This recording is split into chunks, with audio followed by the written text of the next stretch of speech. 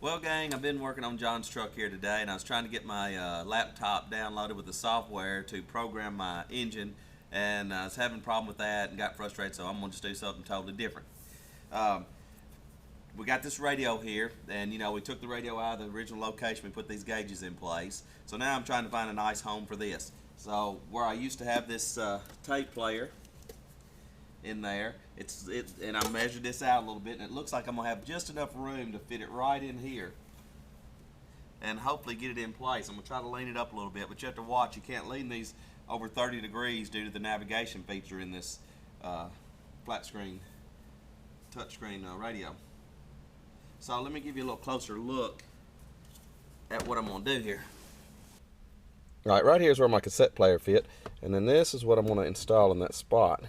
So I did some measuring in there, and I've already got that out, and I've already got this piece loose, and all these pieces loose, so I can't get that off right at the moment. But what I'm going to do is actually try to cut this out and raise this top a little bit and insert it right in there. So let's yank this baby out and get this console out of the way and put it over here on the table and start doing some whittling on it. Alright, I got my front console piece out, and I'm fixing to stick my radio in here. I went ahead and set up here level like it'd be sitting in the truck, because I can't have this over a 30-degree lean due for my navigation setup in my radio. And I've measured for where the little door, I'm going to try to keep this little pocket that goes right here, and then the lean, I'm right at about 27 degrees right there, so that's really going to work out real nice. So I'm going to get me some blocks and block this up where it needs to go. I've measured in here, and it looks like I can drop that down right to these pins as far as the bottom of that, where my door will still open and work.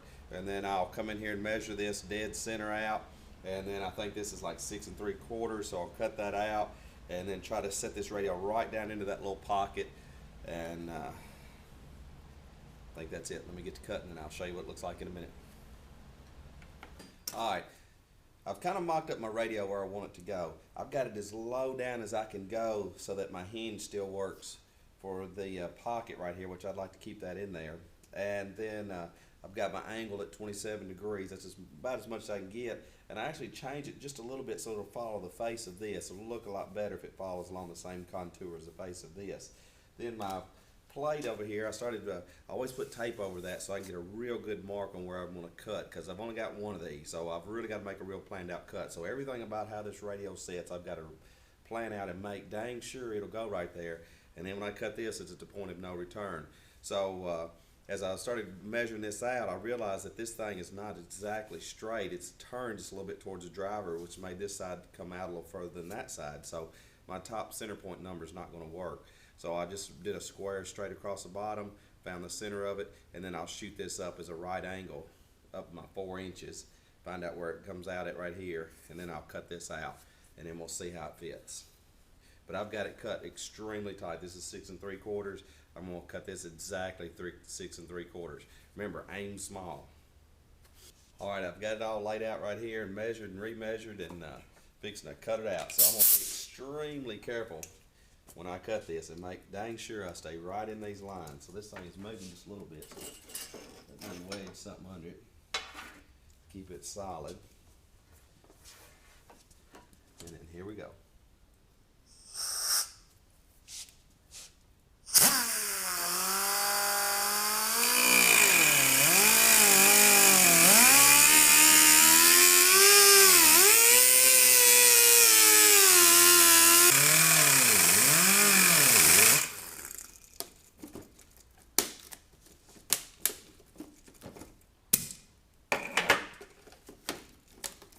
Okay, there we go. And you can see how easy I have to be, because that thing is cutting through it like butter. I mean, it'll go right through it so fast. One mistake, I've done cut right through it. So, well, my radio setup is coming along pretty good.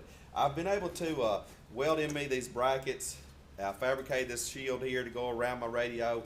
This will actually protrude through my cover, and I will fit this down there real nice and tight. I will texture coat this, and then spray it, give me some gray and spray it, and it'll be a real nice fit. Then around the edge of that, which I use this just for mock-ups, a little piece of chrome, I'm gonna go get me some black and actually trim that out, and then give enough room for that for a nice little piece of trim. And then right here, you can see how this radio fits down in here now. Really nice tight fit, slips right into place. Now you've got to be extremely careful when you're welding on such a nice piece of equipment. I have to have this radio in this spot and do these tack welds, so I've got my air ready to cool it off, and I use my nice little heat shield products, Welding blanket heat shield products. Steve at Heat Shield sent me this, so I've been able to cover it up and then do a tack weld and then blow it off and then pull it out and all that. So yeah, this will be a real nice fit when I get all said and done. You'll still be able to use this little pocket here, and got to trim that out a little bit. So I'll give you an update here in a bit. So I got it all fit. I've test fit, I put the radio in it, actually put it in the truck to see how it's going to fit. Had to do a little more trimming on this. It fits so nicely right here. I just rounded those edges just a little bit. I'm not even going to put trim around that. I'm going to run to town and match up the paint color on this. I have got this masked up and sprayed some primer on it. Then I'm putting my texture coat on it. If you just take some truck bed coating out of a can, and if you get back quite a ways and just dust it. Can't make it wet. The wetter you make it, the more it lays out. So what I've been doing is just doing little dust coats, and I've done about 3 little dust coats with this. I've got a real nice texture on that. And then when I put my semi-gloss color, my interior color on it, it's really going to match that grain well and look real nice in there. So I'm going to run to town, and I'm going to get that paint and paint this, and I'll show you what it looks like when I get done. Well, what do you think? I got my radio in place. Think it looks pretty good right there. I've shoehorned it in right here. I was able to, it's such a tight fit, and I was able to whittle. I ended up whittling all the top of this off, and even a little bit of the top of the door, where I can still retain this door in this pocket right here. Also, my ashtray still works and clears. This still works. So real nice fit from moving it from up here down to here. I think it looks real nice. You can see how my texture coat worked out, so it blends in pretty good. This little radio here is a flat screen with the touch screen. It has a rear camera, and I can actually hook a tablet up to it or my phone and record the burnout we're going to do going down the road here. We can has Bluetooth. It has the Sirius radio. It has navigation. Pretty much it does everything. Pretty nice little radio here. I'm still waiting on my LEDs for the buttons. I'm gonna put these 3 buttons in here, but before I put them in, I'm gonna make sure I know the size of those LEDs so I can clearance this out so it looks real nice.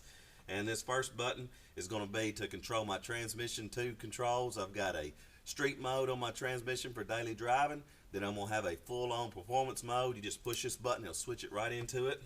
Next button here is going to be a lock-up converter button. So when you take off, your converter will work like it does normally in first. Once it hits second, your converter will be locked in like direct drive, like a clutch. Boom, down the drag strip.